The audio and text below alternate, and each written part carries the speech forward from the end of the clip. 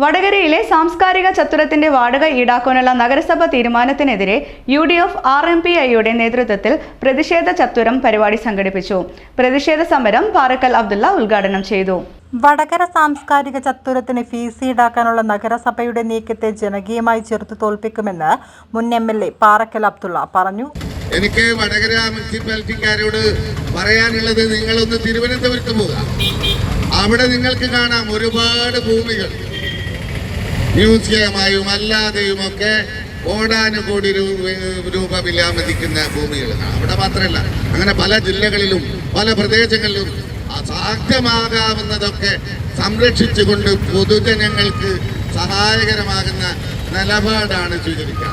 എന്നാൽ ഇവിടെ ഇതൊക്കെ കച്ചവട കണ്ണോടെ കാണുകയാണ്.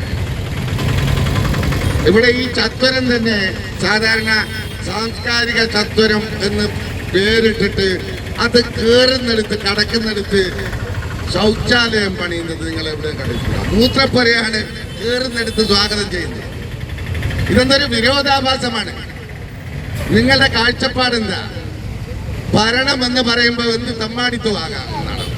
ഇവിടെ നിങ്ങൾ എന്താണ് ഇവിടെ ചെയ്തത്? 50 ലക്ഷം രൂപയാണ് ഇതിന് ചെലവ് എന്ന് പറയുന്നത്.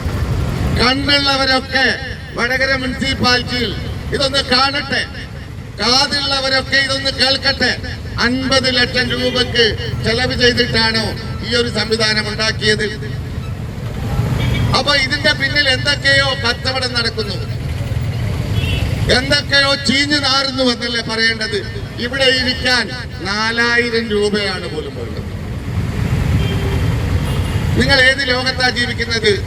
കോഴിക്കോട് മാനാഞ്ചിറ മൈതാനി, അവിടെ ഇരിക്കാൻ കാശ് വാങ്ങുന്നുണ്ടോ? അവിടെ ആളുകൾ പോയി ഇരിക്കുന്നില്ലേ? അവിടെ ജനങ്ങള് അമിതാഭ് കാന്തിനെതിരെ ഞാനിപ്പോൾ വളരെ കാലം മുമ്പ്, അദ്ദേഹം കോഴിക്കോട് കളക്ടറായിരുന്നു, അന്ന് അയാൾക്കെതിരെ ഒരുപാട് ആക്ഷേപമൊക്കെ പറഞ്ഞിട്ടുണ്ട്. അദ്ദേഹം ഇല്ലായിരുന്നെങ്കിൽ ഇന്നത് ഉണ്ടാകുമായിരുന്നില്ല. ഫൈസൽ അധ്യക്ഷത വഹിച്ചു. UDF chairman Kottayil Radhakrishnan, RMPI area chairman AP Shajith, NP Abdulla Haji, Satheesan Kuriyadi, PS Ranjith Kumar, VK Azeez master, Purathodath Sukumaran, professor KK Mahamood, PKC Rasheed എന്നിവർ പ്രസംഗിച്ചു. VK പ്രേമൻ നന്ദി പറഞ്ഞു.